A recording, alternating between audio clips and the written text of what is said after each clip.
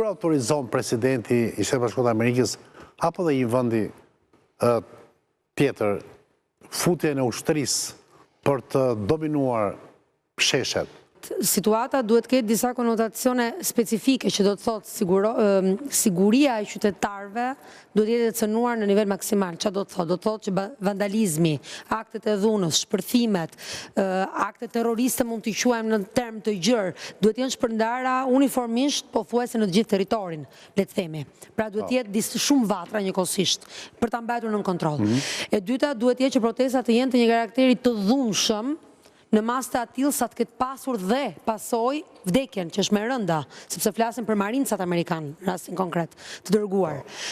Normalisht duhet parë dhe përbërja e protestuesve, sepse duhet parë janë shtetas amerikanë brenda, janë të ndryshëm, janë subjekte infiltruar,